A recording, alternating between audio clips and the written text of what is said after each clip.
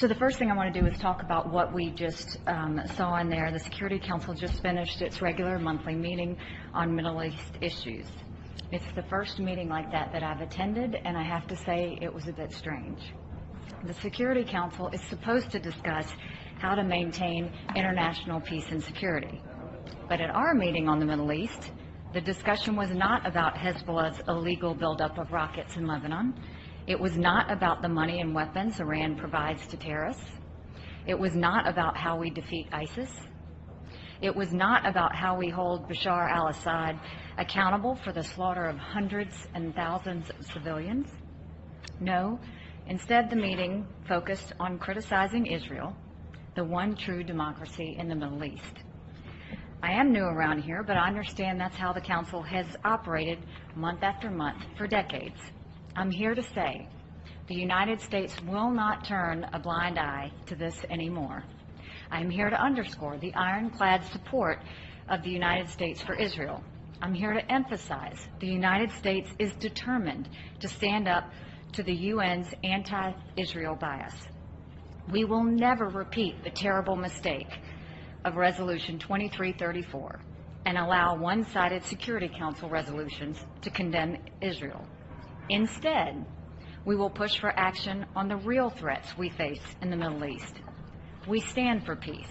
We support a solution to the Israeli-Palestinian conflict that is negotiated directly between the two parties, as President Trump reiterated in his meeting with Prime Minister Netanyahu yesterday. The outrageously biased resolutions from the Security Council and the General Assembly only make peace harder to attain by discouraging one of the parties from going to the negotiating table. Incredibly, the UN Department of Political Affairs has an entire division devoted to Palestinian affairs. Imagine that. There is no division devoted to illegal missile launches from North Korea. There is no division devoted to the world's #1 state sponsor of terror, Iran. The prejudiced approach to Israeli-Palestinian issues does the peace process no favors, and it bears no relationship to the reality of the world around us. The double standards are breathtaking.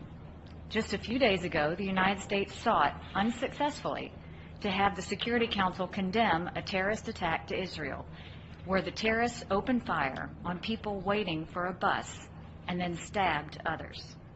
The Security Council would not hesitate to condemn an attack like that in any other country, but not for Israel. The statement was blocked, and that's downright shameful. Israel exists in a region where others call for its complete destruction, and in a world where anti-Semitism is on the rise. These are threats that we should discuss at the United Nations as we continue working toward a comprehensive agreement that would end the Israeli-Palestinian conflict. But outside of the UN, there is some good news. Israel's place in the world is changing.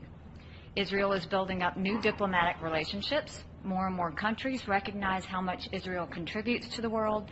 They are recognizing that Israel is a beacon of stability in a troubled region, and that Israel is at the forefront of innovation, entrepreneurship, and technological discovery. It is the UN's anti-Israel bias that is long overdue for change. The United States will not hesitate to speak out against these biases in defense of our friend and ally, Israel.